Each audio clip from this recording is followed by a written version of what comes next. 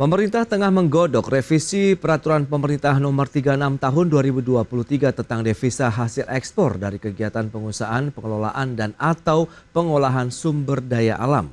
Menko Bidang Perekonomian Airlangga Hartarto menargetkan revisi aturan tersebut akan selesai dan langsung berlaku pada awal Januari 2025.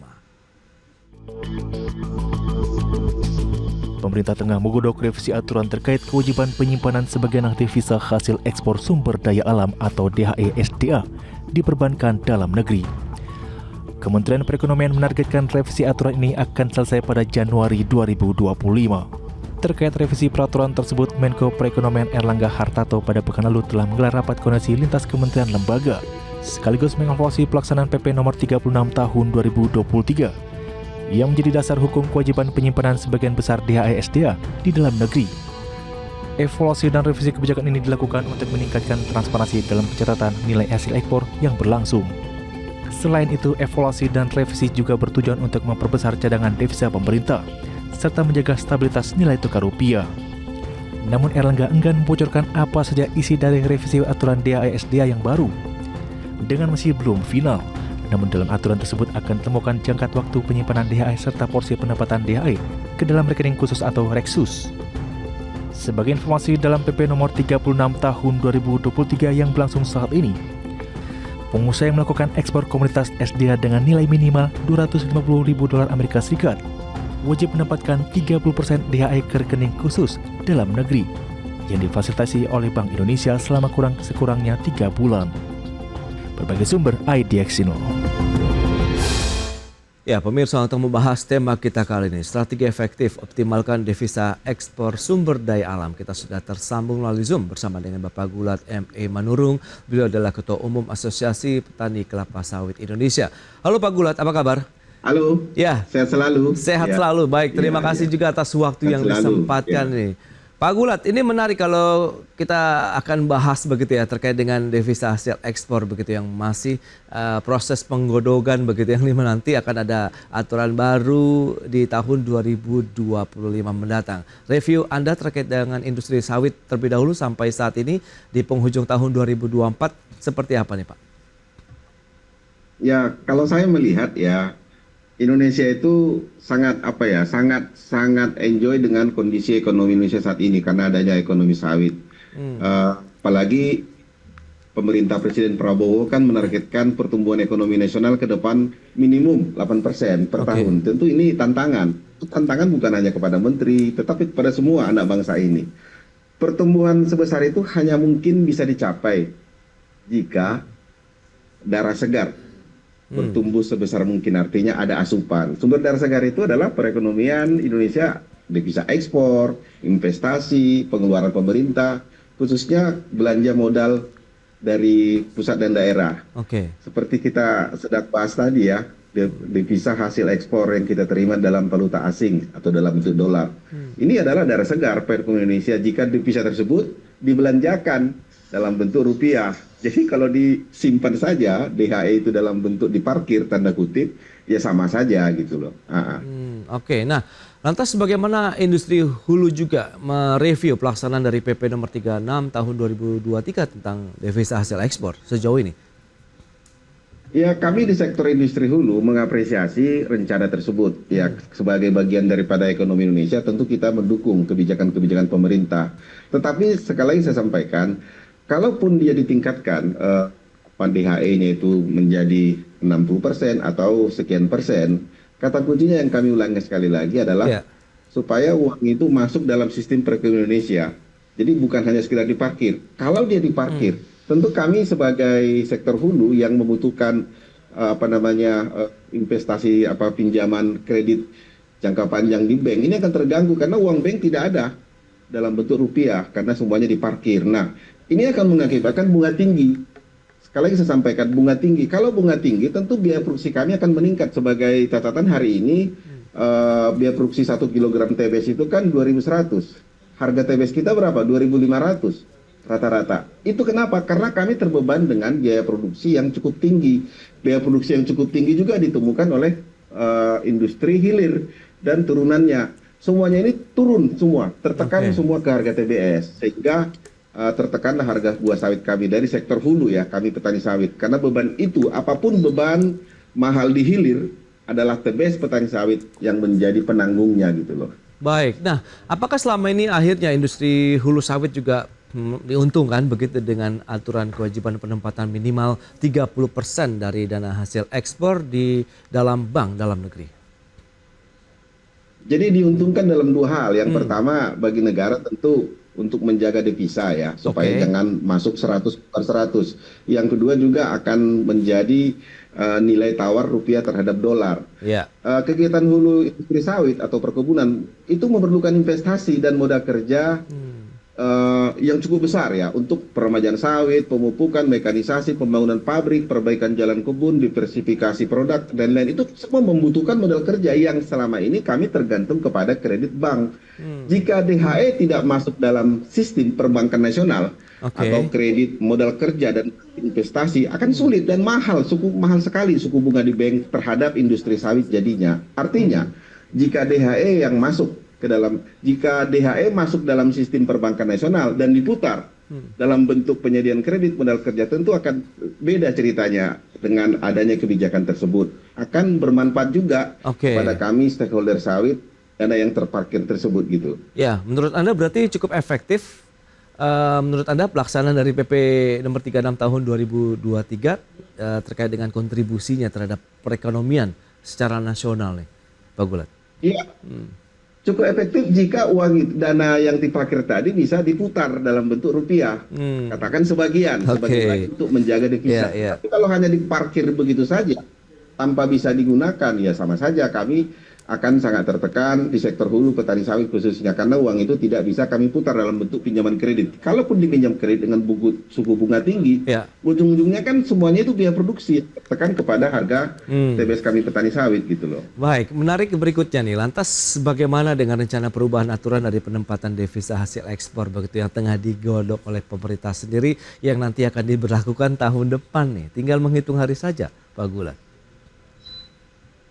Ya, kami hanya berharap jika dia itu benar-benar dinaikkan atau sudah diresmikan oleh Bapak Menteri Perekonomian, sebaiknya semaksimal mungkin dimasukkan dalam sistem perekonomian, artinya tidak diparkir dalam bentuk valuta asing.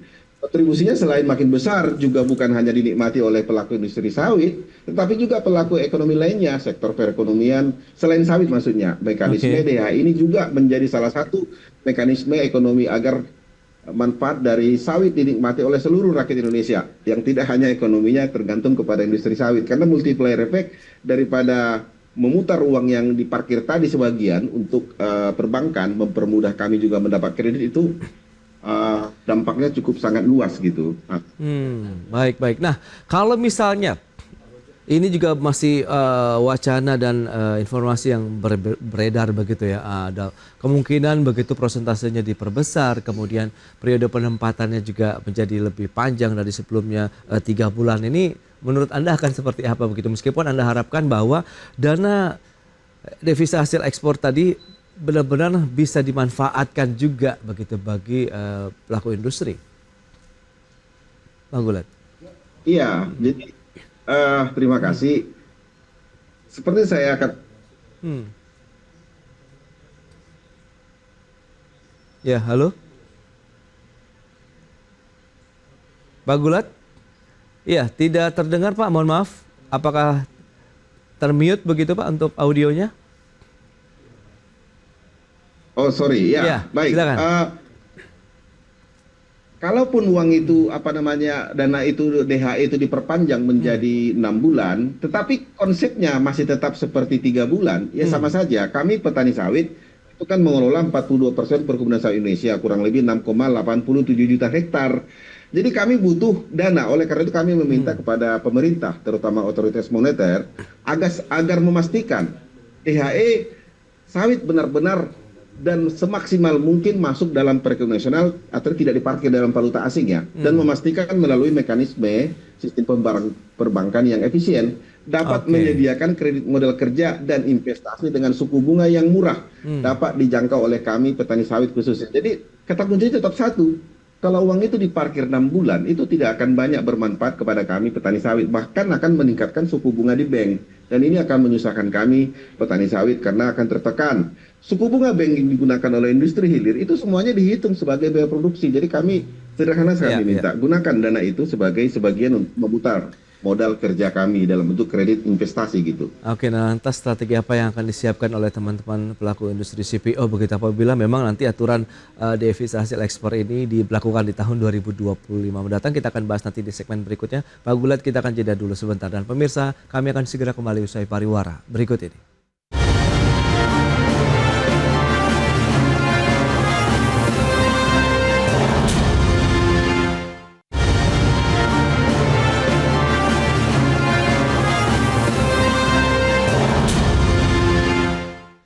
Ya, terima kasih Anda masih bergabung bersama kami dalam Market Review, pemirsa. Dan ini kita sudah bergabung ya, ada Pak Handito Juwono, Kepala Sekolah Ekspor Nasional, begitu, akan menemani berbincang bersama dengan Bapak Gulat Manurung, Ketua Umum Asosiasi Petani Kelapa Sawit Indonesia. Ya, halo Pak Handito, apa kabar? Kabar baik, Mas Pras. Ini hari-hari menjelang 2025 ini harus kita angkat sebagai sesuatu yang penuh optimisme gitu ya. Baik, baik. Nah, ini menarik kalau kita bicara mengenai salah satu aturan begitu, peraturan pemerintah, khususnya kalau kita bicara mengenai devisa hasil ekspor. Review, kalau tadi sudah disampaikan oleh Pak Gulat, begitu memang ini menjadi tantangan tersendiri bagi industri CVO. Nah, bagi sekolah ekspor sendiri, bagaimana dengan kebijakan DHE ini, Pak Handito? Ya, memang kita paham juga bahwa di satu sisi pelaku usaha pengen maju, kita juga semua pengen ekspornya meningkat. Tapi di sisi yang lain juga kita paham juga pemerintah sebagai ya mengelola negara juga kepengen agar hasil usaha yang terkait dengan pemanfaatan hasil bumi juga bisa dioptimalkan sebesar-besarnya untuk kepentingan masyarakat, kepentingan negara. Jadi memang tidak mudah mengelola seperti ini, tapi saya rasa dengan semangat kita saling memahami, kita paham lah bahwa peraturan-peraturan atau perubahan peraturan itu dimaksudkan dalam rangka untuk mengoptimalkan kedua-duanya supaya pelaku usahanya tetap bisa jalan, petaninya juga tetap bisa makmur, tetapi di sisi yang lain juga kita membutuhkan juga dana untuk pembangunan ekonomi nasional ini. Pak Handito, kalau misalnya disampaikan oleh Pak Gulat tadi, berharap begitu dana yang diparkir itu akhirnya bisa digunakan juga, dikembalikan lagi kepada untuk bisa membangun geliat aktivitas industri. Misalnya kalau ini adalah kita bicara mengenai industri CPO. Apakah potensinya berpeluang begitu dana hasil ekspor yang sudah disampaikan ataupun diterapkan selama ini 3 bulan 30% begitu ini bisa dikembalikan lagi, dimanfaatkan lagi kepada industri di dalam negeri? Ya, memang kalau kita perhatikan selama ini pemanfaatan ya dana yang dihasilkan dari pajak atau pihak luar, sawit dan sebagainya ini memang belum kelihatan secara luas gitu ya. Saya rasa dibutuhkan transparansi dalam hal ini, keterbukaan. Tetapi maksud saya memang kalau hal-hal begitu dipakai untuk mendukung petani, mendukung pembangunan pabrik-pabrik untuk pengolahan sawit, dan juga saya rasa nggak hanya cukup itu loh ya, kan kita juga selama ini melihat pembangunan, apalagi pembangunan pengolahan sawit itu hanya di daerah-daerah tertentu, padahal potensinya kan meluas. Nah ini perlu kelihatan ke sana gitu. Nah ini saya rasa masalahnya menurut saya satu masalah bagaimana kita membangun komunikasi yang baik ke publik, tapi yang kedua saya rasa memang setuju saya bahwa harusnya dimanfaatkan untuk sesuatu yang lebih meningkatkan produktivitas dan daya saing dan nilai tambah dari sawit kita. Oke, nah apakah kalau Anda lihat juga pemberlakuan PP DHE ini juga akhirnya mampu menstabilkan nilai tukar rupiah? Padahal kalau kita cermati dalam beberapa hari terakhir ini sudah tembus di 16.000, bahkan sempat 16.200-an meskipun kembali lagi kepada posisi 16.100 untuk nilai tukar rupiah kita terhadap dolar Amerika Serikat ini, Pak Handito. Ya, saya rasa DHI jangan dikasih beban pertambahan terkait dengan kurs mata uang RI terhadap dolar dan mata uang asing yang lain ya. Karena saya rasa ini kan faktor ekonomi mikronya jauh lebih dominan daripada aspek-aspek yang sifatnya sektoral kan gitu. Dan kalau kita melihat apa yang dilakukan oleh Donald Trump dengan terus mendorong agar ekonominya lebih kuat, tendensinya kan akan terjadi ke situ. Jadi saya rasa kita juga perlu mempertimbangkan faktor begini ya. Kalau kita lihat quote-unquote pelemahan rupiah gitu ya sekarang ini, saya rasa nggak harus kemudian semuanya dianggap sebagai sesuatu yang membahayakan, mengancam ekonomi nasional. Ada dampaknya, tetapi kita juga harus melihat aspek positifnya kan. Makin lemah rupiah, itu kan makin menjadi insentif, bukan buat para eksportir kan. Kementerian Perdagangan sendiri punya 3 program, yang 2 diantaranya terkait dengan ekspor, meningkatkan akses pasar ekspor, dan yang kedua, nah ini yang penting itu adalah UMKM bisa ekspor. Nah, ini yang harusnya kita optimalkan, membangun ekosistem yang baik, termasuk dengan ekosistem yang terkait dengan yang hubungan dengan devisa, yang rupiahnya melemah gitu. Kita harus melihat secara balance ke sana gitu. Baik, nah Pak Gulat, lantas strategi apa yang sudah disiapkan begitu dari pelaku industri hulu sawit kita begitu untuk menyikapi akan adanya pemberlakuan ataupun perubahan dari PP terkait dengan devisa hasil ekspor di tahun depan? Ya, kalau kami dari petani sawit khususnya, tentu dengan adanya diberlakukan DHE yang semakin diperpanjang ini akan semakin melakukan perhitungan secara efektif ekonomis ya, karena akan semakin sulit ke depan kami mendapatkan kredit pinjaman ke bank karena uang itu diendapkan dalam jangka waktu tertentu. Tapi sekali lagi saya sampaikan, sebagai anak bangsa, sebagai petani sawit yang merupakan penyumbang negara, tentu kami mendukung apapun yang disebut pemerintah memperpanjang DHE. Strategi kami satu saja, bagaimana kami bisa tetap survive, bisa hidup petani sawit dengan kondisi yang banyak sekali aturan yang mengatur sawit ini.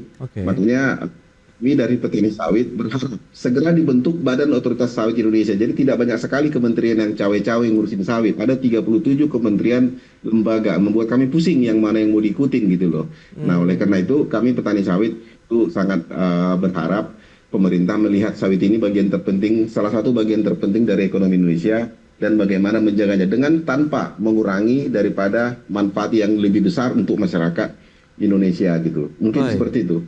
Dan selama ini apakah memang industri sawit itu cenderung menggunakan devisa hasil ekspor itu untuk modal kerja dibandingkan mungkin disimpan di perbankan, atau seperti apa sih sebenarnya mekanisme yang berlangsung selama ini? Pak Gulat. Ya baik, kalau kami mengamati dengan adanya aturan ini, jadi ada 2 kemungkinan. Dana itu tidak kita neraca perdagangan surplus, tapi dananya terparkir di luar negeri. Nah, dengan adanya aturan ini juga membuat kita Indonesia semakin kuat dalam hal kebermanfaatan sawit. Nah, tapi dengan adanya aturan parkir minimum 3 bulan, 6 bulan, tentu ini menjadi tantangan baru kepada kami khususnya petani sawit, karena kami ini cenderung menggunakan dana daripada perbankan. Nah, jangan semakin lamanya diparkir, tidak boleh dipakai. Tentu ini akan meningkatkan suku bunga di bank, dan ini beban terkhusus kepada kami untuk membeli pupuk dalam jumlah besar, apalagi petani sawit tidak diberikan subsidi pupuk lagi sudah 2 tahun terakhir gitu. Nah, Pak Hanito, dengan kondisi seperti ini, lantas kebijakan ini apakah tepat begitu yang dilakukan oleh pemerintah kalau memang ada perubahan devisa hasil ekspor yang akan dilakukan untuk sumber daya alam kita? Ya, saya rasa memang kita paham lah mengapa pemerintah melakukan itu kan dalam rangka memperkuat cadangan devisa. Saya pikir ada baiknya juga ya, beberapa waktu yang lalu sempat kita diskusi dengan teman-teman juga gitu. Saya rasa perlu dipikirkan juga opsi yang lebih menyeluruh, misalkan gitu ya, meskipun nggak populer gitu ya, bikin aja kebijakan yang sekaligus gitu. Semua hasil ekspor, semua gitu ya, nggak hanya sawit, biar adil pada semuanya, nggak hanya sumber daya alam gitu, tapi semuanya wajib dikonversi ke dalam rupiah dan langsung tapi diberikan gitu, tapi harus semuanya harus masuk ke dalam negeri kan, semua kan ini masalahnya kan ada yang diparkir di luar negeri. Nah, kita wajibkan semuanya harus masuk di dalam negeri devisanya, dari kemudian ya otomatis langsung ditukarkan. Kalau perlu kita buat ini mengusulkan sifatnya insentif gitu, kebijakan yang sifatnya insentif, memberi katakan ini biasanya kursnya 16 sekian, tambahin kayak 200 kalau perlu gitu ya. Untuk dalam hal insentif, sifatnya insentif.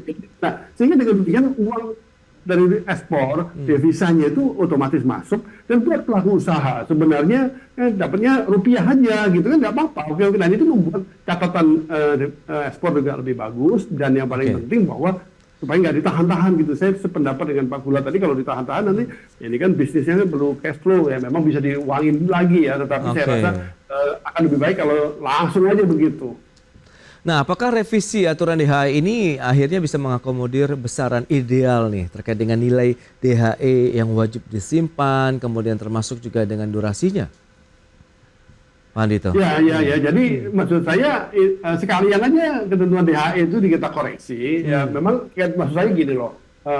Kita tujuannya adalah supaya devisa hasil ekspor masuk ke dalam ini kan sistem keuangan Indonesia di Indonesia gitu ya. Yang kedua adalah agar kemudian tidak diparkir di luar negeri. Nah, DHE ini menurut saya salah satu cara yang sudah baik ya, tetapi akan bisa bikin terobosan lebih jauh lagi kalau kalian aja kita kemudian koreksi gitu. Maksud saya udah bikin aturan baru mewajibkan semua hasil ekspor itu langsung otomatis diterima oleh bank tertentu di dalam negeri, misalkan langsung masuk ke salah satu dari kalau perlu tercatat langsung di Bank Indonesia misalkan begitu, sehingga dengan demikian semuanya tercatat dengan bagus gitu loh. Dan tetapi kita kasih insentif kepada eksportirnya gitu. Jadi nggak ada alasan buat eksportir nggak mau. Itu jadi DHE-nya nggak diperpanjang, malah dinaikin gitu. Tetapi DHE-nya otomatis akan masuk ke dalam negeri gitu. Nah, skema seperti apa sih Pak Gulat yang diinginkan dari pelaku usaha, khususnya mungkin kalau kita bicara mengenai industri sawit terkait dengan perubahan aturan DHE yang nanti akan diberlakukan tahun depan begitu Pak Gulat?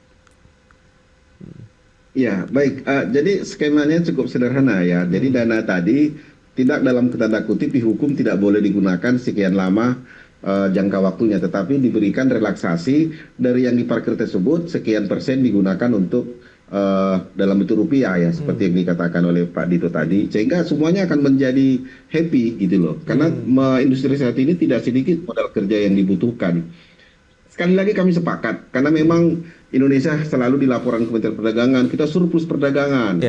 Tetapi dampak terhadap ekonomi domestik tidak nampak karena uang itu kebanyakan parkir di dalam di Singapura atau di negara lain. Nah, dengan adanya kebijakan ini kita harus bangga ya, Pak Prabowo berani maju. Tetapi tetap kami sampaikan kita memikirkan jangan hanya menggunakan telurnya, tapi angsanya juga kita rawat, yaitu industri sawit melalui skim kredit yang murah, melalui penggunaan dana ekspor DHE tadi sebagian untuk modal kerja kami di sektor industri sawit gitu. Skema itu sangat penting dibuat, jadi jangan hanya melihat telurnya, tapi angkanya kita gemukin gitu loh. Terima kasih. Iya, berarti memang ada keseimbangan yang diharapkan dari pelaku usaha begitu ya terkait dengan adanya perubahan kebijakan, tapi juga ada insentif yang menjadi sweeteners begitu ya, yang menjadi daya dorong juga untuk industri ataupun pelaku industri di sumber daya alam khususnya dari CPO sendiri. Baik Pak Gulat, terima kasih banyak nih atas review, update dan informasi yang sudah diberikan.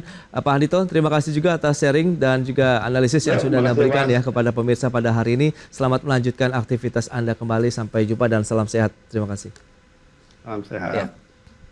Baik pemirsa, 1 jam sudah saya menemani Anda dalam Market Review dan perbaharui terus informasi Anda hanya di IDX Channel, your trustworthy and comprehensive investment reference. Karena urusan masa depan harus terdepan. Aku investor saham. Ya saya, Prasetyo Wibowo, beserta seluruh kerabat kerja yang bertugas pamit undur diri. Terima kasih, sampai jumpa.